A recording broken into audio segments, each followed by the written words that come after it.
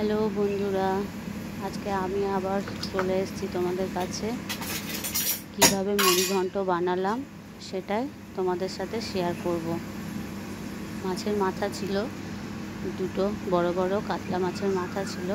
সেই মাথাগুলো ভালো করে ধুয়ে নিয়েছি। আগে থেকে গোবিন্দভোগ চালটা একটু ভিজিয়ে রাখবো। গোবিন্দভোগ চালটা ভিজুক, গোবিন্দভোগ চাল নরম, বেশিক্ষণ ভিজতে টাইম লাগে না। মাছের মাথাগুলো ভালো করে ধুয়ে নিয়েছি, নুন হলুদ মাখিয়ে কিছুক্ষণ রেখে দেব।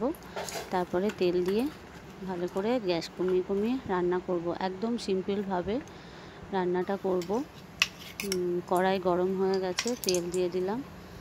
বেশি তেল এখন দেব না, জাস্ট মাথা দুটো ভাজার জন্য তেল দেব। মাথা দুটো ভাজতে একটুখানি সময় লাগবে, কিন্তু গ্যাসটা কমিয়ে দিলে আস্তে আস্তে ভাজলে ভালো হয়। গ্যাস বাড়িয়ে দিলে পুড়ে যাওয়ার চান্স থাকে। আমার ভাজা হয়ে গেছে। এবারে হালকা করে খুন্তি দিয়ে ভেঙে ভেঙে দেবো, যাতে ভেতরগুলো ভাজা ভাজা হয়। মোটামুটি ভাজা হয়ে যাবে। ভেঙে একটু গুঁড়ো করে দিতে হবে, খুব গুঁড়ো না, সামান্য একটু গুঁড়ো করে দিয়ে ভেজে নেব। ভাজা হয়ে যাবে, একটুখানি থাকুক গ্যাসে। ভাজা হয়ে গেছে। এবারে মাছগুলো নামিয়ে নিয়ে মুড়ি ঘন্টর যে মশলাগুলো সেটা করব, সেটা তোমাদের সাথে শেয়ার করব। বন্ধুরা, আমার রান্না যদি তোমাদের ভালো লেগে থাকে অবশ্যই লাইক করবে, শেয়ার করবে, কমেন্ট করবে। যদি কোনো কোথাও ভুল থাকে সেটাও কমেন্ট বক্সে লিখে জানাবে। আমি পেজে নতুন, পারলে সাবস্ক্রাইব করে দিও। সাবস্ক্রাইব করলে মোটিভেট হই। ফোড়নে দিয়ে দিলাম লবঙ্গ, এলাচ, দারচিনি আর তেজপাতা আর শুকনো লঙ্কা একটা। একটু পেঁয়াজ রসুন দিয়েই করবো আজকে। পেঁয়াজ রসুনটা আমি গ্রেট করে নিয়েছি, টমেটোটাও গ্রেট করে নিয়েছি।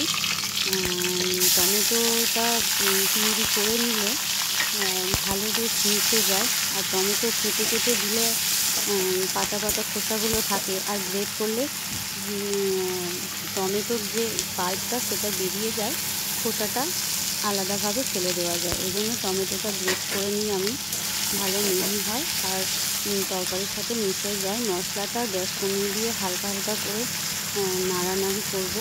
তাতে একটু মশলাগুলো দেবো।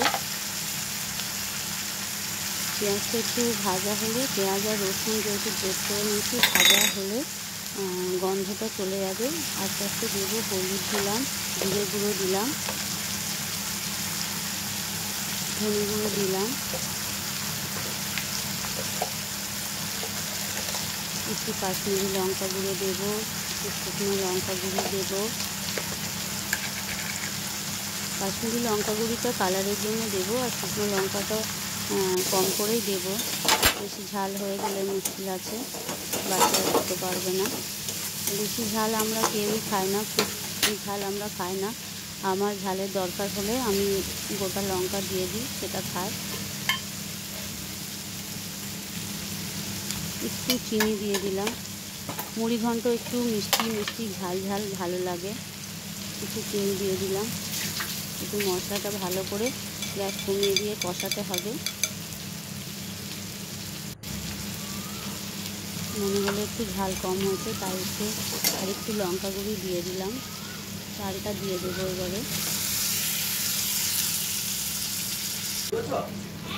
চালটা দিয়ে এবারে নুনটা দিলাম। যত কাপ চাল দেব তার থেকে 1 কাপ বেশি জল দিতে হবে। আমি 1 কাপ চাল দিয়েছি আর 2-3 কাপ জল দেব। জলটাও আন্দাজ করে দেব, কারণ গোবিন্দভোগ চাল বেশি নরম হয়ে গেলে ভালো লাগবে না। আর একটু দিয়ে দিলাম, মনে হচ্ছে কম হবে সেজন্য দিয়ে দিলাম। এবার ঢাকা দিয়ে ওটাকে একটু সিদ্ধ হতে দেব।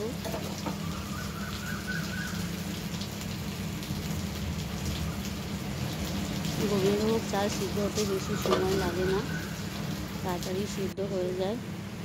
আমার সিদ্ধ হয়ে গেছে, দেখি এবার খুন্তি করে নেড়ে হয়ে গেছে। একটু চালটা টিপে দেখবো, একটু শক্ত আছে, একটু গ্যাসটা কম করা থাক, তাহলে আস্তে আস্তে হয়ে যাবে। মাছের মাথাটা দিয়ে দিলাম। মাছের মাথাটা দিয়ে একটুখানি হতে দেবো, গ্যাসটা কমিয়ে দিয়ে। গ্যাসটা কমিয়ে দিয়ে একটু হতে দেবো, তাহলে যতটা জল আছে শুকিয়ে যাবে। ঢাকাটা খুলে গ্যাসটা জাস্ট কমিয়ে জলটা শুকিয়ে নিতে হবে। একদম সিম্পলভাবে করেছি, বেশি মশলাপাতি আমি দিইনি। এবার একটু গরম মশলা দিয়ে দিলাম, আর নামাবার আগে একটু ঘি দিয়ে দেবো। তাহলে আমার মুড়িঘণ্ট রেডি হয়ে যাবে। গরম গরম ভাতে দারুণ সুন্দর খেতে লাগে। একটু ঘি দিয়ে দিলাম, গরম পড়েছে সেই জন্য বেশি মশলা দেবো না, বেশি ঘি গরম মশলা দেবো না, হালকা দিয়েছি। এর মধ্যে অনেকে কাজু বাদাম কিশমিশও দেয়, সেটা পোলাও পোলাও হয়ে যাবে, সেজন্য আমি দিইনি।